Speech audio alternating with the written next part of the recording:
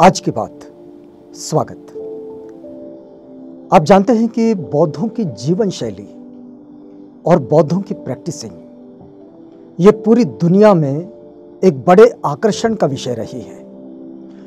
इसे कोई अद्भुत भी कह देता है, कोई इसे चमत्कार कह देता है और कोई इसे रोमांचकारी कहता है। लेकिन आपको बताएं कि बौद्ध भिक्षुओं की जो ध्यान धारणा है, इस ध्यान धारणा के किस्से बौद्ध काल से लेकर तो अब तक बड़े ही रोमांचित करने वाले होते हैं। घटना अब की है और वर्तमान की है। आपने अभी अभी एक खबर देखी सुनी होगी जो इन दिनों बड़ी वायरल हो गई थी कि एक 250 साल के बौद्ध भिक्षु जो बर्फीली चट्टानों के बीच मिले और देखिए कि वे मृत तो नहीं थे लेकिन मृतवत जरूर नजर आते थे। बावजूद इसके उनकी पूरी बॉडी अभी तक बिल्कुल सुरक्षित थी। वहां भी वैज्ञानिक पहुंचे, उन्होंने बड़ा अनुसंधान किया और अनुसंधान करने के बाद वे नतीजे पर जरूर पहुंचे कि ये मृत है लेकिन ये शरीर खराब क्यों नहीं हो रहा है। उनके लिए बड़ा ये संशोधन का विषय रहा। लेकिन यदि हम तिब्बती बौद्धों की विशेष रूप से जो लामा ये जो सेगमेंट है बुद्धिज़्म का, इस पर जो लोग काम करते हैं उनको अगर देखें तो यहाँ बरसों जीने वाले भिक्षु हैं। और दूसरी बात यह है कि बड़ी गहरी ध्यान धारणा के साथ किसी गुफा में, किसी चट्टान के बीच, किसी बर्फीली गुफा के बीच रहने वाले और ध्यान धारणा करने वाले भिक्षुओं की उम्र भी बड़ी लंबी उम्र है। ये उम्र भी उनकी कम नहीं है और ये कहानियाँ भी कुछ कम नहीं है। लेकिन ये जो तथ्य है, इस तथ्य को एक वैज्ञानिक आधार बनाकर अब जो अंतरिक्ष के वैज्ञानिक है, इन अंतरिक्ष के वैज्ञानिकों ने अब इस पर थोड़ा अनुसंधान करना शुरू किया है। और वो इस दृष्टि में अनुसंधान कर रहे हैं कि क्या अंतरिक्ष में जब अंतरिक्ष यात्री जाते हैं तो उन्हें जिन विषम परिस्थितियों का सामना करना पड़ता है, तो इसमें क्या बौद्ध भिक्षुओं की ये जो प्रैक्टिसिंग है ध्यान धारणा की, जिसमें वे कई हफ्तों तक, कई महीनों तक, कई सालों तक मृतवत हो जाते हैं, उनकी ना सांसें चलती है ना कुछ होते, लेकिन बावजूद इसके जीवित होते हैं। ये जो स्थिति है, इस स्थिति को समझने के लिए इस समय रूस के जो वैज्ञानिक हैं, ये रूस के वैज्ञानिक बौद्ध भिक्षुओं की शरण में हैं और उनके साथ वो इस समय काम कर रहे हैं। और इनका उद्देश्य जो है वो उद्देश्य बड़ा साफ है कि क्या अंतरिक्ष यात्रियों के लिए इस तरह की प्रैक्टिसिंग का क्या कोई लाभ हो सकता है।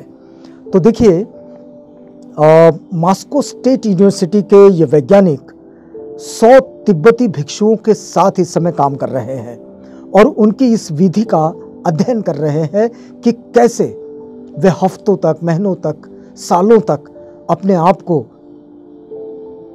श्वासहीन बनाकर जीवन जी लेते हैं और कैसे जीवित रहते हैं। इस वक्त में लंबी दूरी के जो स्पेस मिशन है उसके प्रमुख और मार्स 500 के जो अभियान का नेतृत्व कर रहे हैं, इनका नाम है प्रोफेसर यूरी बबियोव, जो ये अध्ययन का नेतृत्व कर रहे हैं। इनके मुताबिक बात ये कही जा रही है कि ये जो भिक्षुओं द्वारा शीत निद्रा जो ली जाती है, ये निद्रा मंगल ग्रह पर जो मिशन चल रहे हैं, अंतरिक्ष मिशन, खोज मिशन अंतरिक्ष के, तो इसमें ये क्या कोई मदद कर सकेगी। और इसमें प्रोफेसर बबियोव की टीम खास तौर पर टुकडम, जिसको मरणांत ध्यान कहते हैं, मतलब लोग ये मान के चलते हैं कि ये जो ध्यान में है ये मृत्यु ही हो गई है इनकी।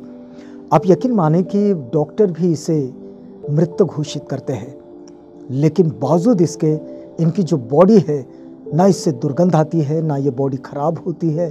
अब ये क्या प्रक्रिया है, इसका ये वैज्ञानिक इसका अनुसंधान कर रहे हैं, इसकी खोजबीन कर रहे हैं, इसका परीक्षण कर रहे हैं।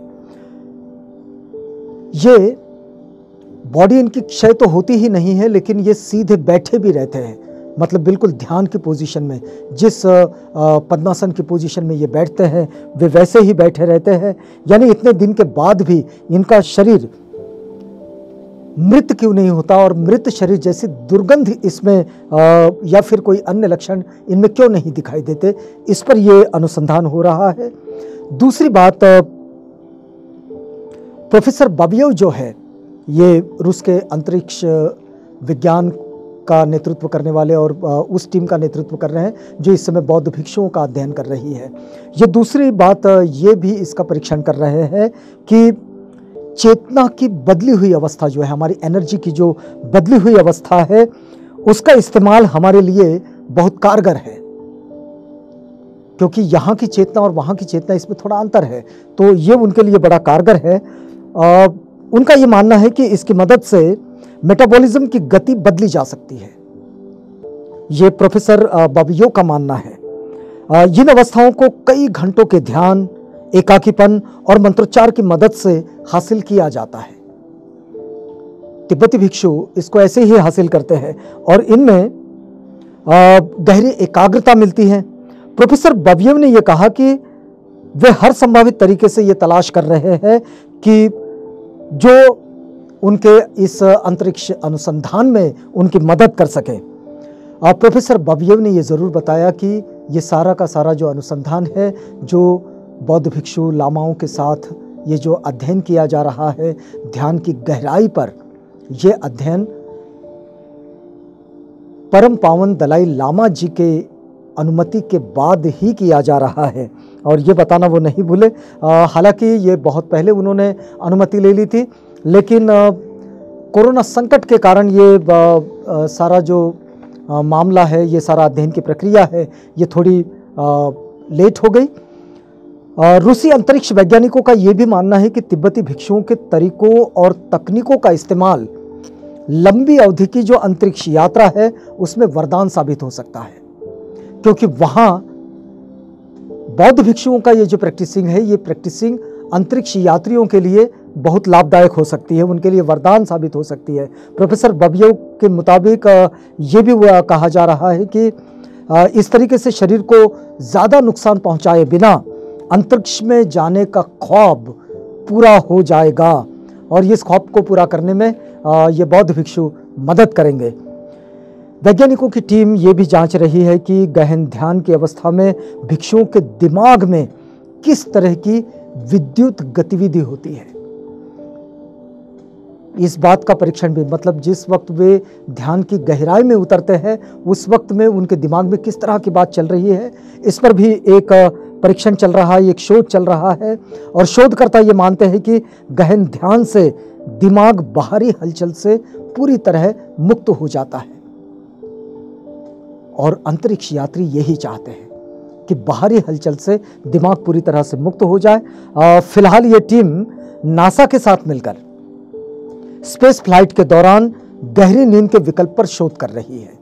ये जो टीम है ये नासा के साथ मिलकर ये काम कर रही है कि स्पेस फ्लाइट के दौरान गहरी नींद के विकल्प पर क्या विकल्प हो सकता है, इस पर वो शोध कर रही है।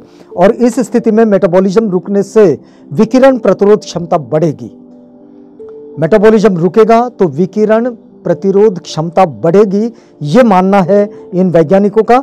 और स्पेस क्राफ्ट के तंग परिवेश में जो घर्षण की संभावनाएं होती है, क्योंकि छोटे होते हैं स्पेस क्राफ्ट और उसमें जो बिल्कुल ऐसा तंग परिवेश होता है, तो उसमें ये संभावनाएं भी कम हो जाएगी कि उसमें एक दूसरे से घर्षण नहीं होगा। यात्री थकान कम महसूस करेंगे और लंबे समय के मिशन के दौरान उनमें आपसी संघर्ष भी नहीं बनेगा। तो ये इस तरह की बात जो कि अंतरिक्ष यात्री अपने अंतरिक्ष अनुसंधान को सुलभ बनाने के लिए, उसको सहज बनाने के लिए इस समय बौद्ध भिक्षु जो कि विशेष रूप से तिब्बती लामा है, उनके साथ ये अनुसंधान कर रहे हैं और उनकी विधियों पर उनका ये परीक्षण चल रहा है। तो आज की बात में यहाँ रुकते हैं, इस वादे के साथ कि कल आपसे पुनः भेंट होगी जब हम नई बात के साथ आपके साथ इसी कड़ी में जुड़ेंगे। तो तब तक के लिए हमें इजाज़त दीजिएगा।